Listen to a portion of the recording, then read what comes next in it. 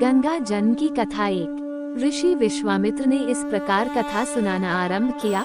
पर्वतराज हिमालय की अत्यंत रूपवती, लावण्यमयी एवं सर्वगुण संपन्न दो कन्याएं थीं।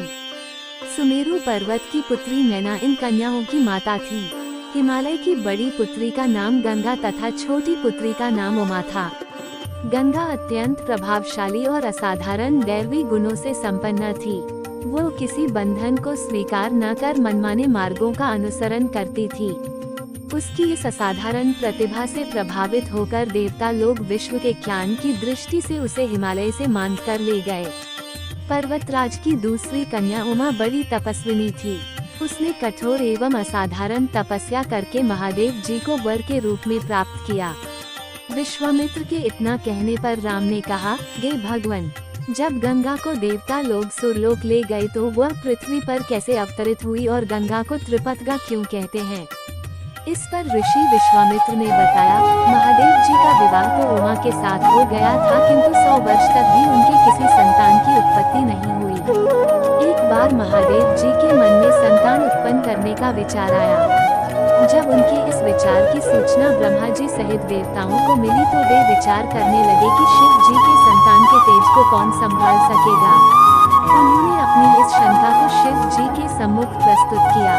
उनके कहने पर अग्नि ने ये भार ग्रहण किया और परिणाम स्वरूप अग्नि के समान महान तेजस्वी स्वामी कार्तिकेय का जन्म हुआ। देवताओं के इस षड्यंत्र से उमा के संतान होने में बाधा पड़ी तो उन्होंने क्रुद्ध होकर देवताओं को शाप दे दिया कि भविष्य में वे कभी पिता नहीं बन सकेंगे। इस बीच सुरलोक में विचरण करती हुई गंगा से उमा की भेंट हुई। गंगा ने उमा से कहा कि मुझे सुरलोक में विचरण करते हुए बहुत दिन हो गए हैं। मेरी इच्छा है कि मैं अपनी मातृभूमि पृथ्वी पर विचरण करूं। उमा ने गंगा आश्वासन दिया कि वे इसके लिए कोई प्रबंध करने का प्रयत्न करेंगी। वत्स राम, तुम्हारी ही अयोध्यापुरी में सगर नाम के एक राजा थे। उनके कोई पुत्र नहीं था। सगर की पटरानी केशिनी विदर्भ प्रांत के राजा की पुत्री थी।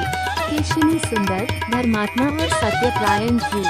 सगर की दूसरी रानी का नाम सुमति थी, जो राजा अरिष्टनेमि की कन्या थी। दोनों रानियों को लेकर महाराज सगर हिमालय के भृगु प्रस्रवण नामक प्रांत में जाकर पुत्र प्राप्ति के लिए तपस्या करने लगे। उनकी तपस्या से प्रसन्न होकर महर्षि भृगु ने उन्हें वर दिया कि तुम्हें बहुत से पुत्रों की प्राप्ति होगी। दोनों रानियों में से एक का केवल एक ही पुत्र होगा, जो कि वंश को बढ़ाएगा, और दूसरी के 60,000 पुत्र होंगे। कौन सी रानी कितने पुत्र चाहती है, इसका निर्णय वे स्वयं आपस में मिलकर कर लें। केशिनी ने वंश को बढ़ाने वाले एक पुत्र की कामना की और गरुड़ की बहन सुमति ने 60,000 बलवान पुत्रों की। उचित समय पर रानी केशिनी ने असमंजस नामक पुत्र को जन्म दिया। रानी सुमति के गर्भ से एक तूंबा निकल, जिसे फोड़ने पर छोटे छोटे 60,000 पुत्र निकले। उन सबका पालन पोषण घी के घरों में रखकर किया गया। कालचक्र बीतता गया और सभी राजकुमार युवा हो गए। सगर का ज्येष्ठ पुत्र असमंजस बड़ा दुराचारी था और उसे नगर के बालकों को सरयू नदी में फेंककर उन्हें डूबते हुए देखने में बड़ा आनंद आता था। इस दुराचारी पुत्र से दुखी होकर सगर ने उसे अपने राज्य से निर्वासित कर दिया। असमंजस के अंशुमान नाम का एक पुत्र था। अंशुमान अत्यंत सदाचारी और पराक्रमी था। एक दिन राजा सगर के मन में अश्वमेध यज्ञ करवाने का विचार आया। शीघ्र ही उन्होंने अपने इस विचार को कार्यरूप में परिणत कर दिया।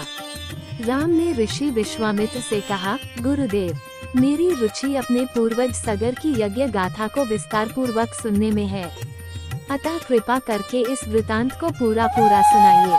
राम के इस तरह कहने पर ऋषि विश्वामित्र प्रसन्न होकर कहने लगे, राजा सगर ने हिमालय एवं विंध्याचल के बीच की हरी भरी भूमि पर एक विशाल यज्ञ मंडप का निर्माण करवाया। फिर अश्वमेध यज्ञ के लिए श्यामकर्ण घोड़ा छोड़कर उसकी रक्षा के लिए पराक्रमी अंशुमान को सेना के साथ उसके पीछे पीछे भेज दिया। यज्ञ की संभावित सफलता के परिणाम की आशंका से भयभीत होकर इंद्र ने एक राक्षस का रूप धारण करके उस घोड़े को चुरा लिया।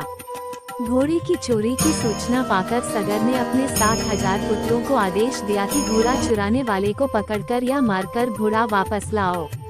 पूरी पृथ्वी में खोजने पर भी जब घोड़ा नहीं मिला तो इस आशंका से कि किसी ने घोड़े को तहखाने में न छुपा रखा हो, सगर के पुत्रों ने संपूर्ण पृथ्वी को खोदना आरंभ कर दिया।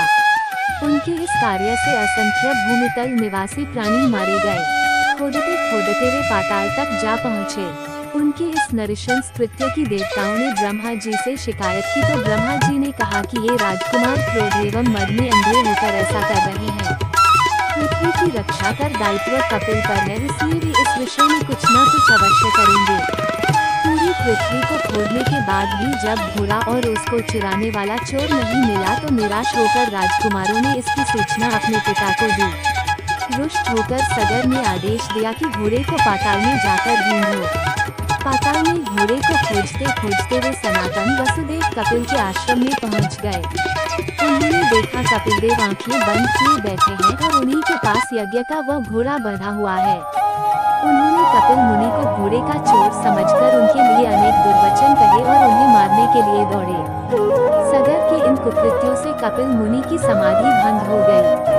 उन्होंने क्रुद्ध होकर सगर के उन सब पुत्रों को भस्म कर दिया।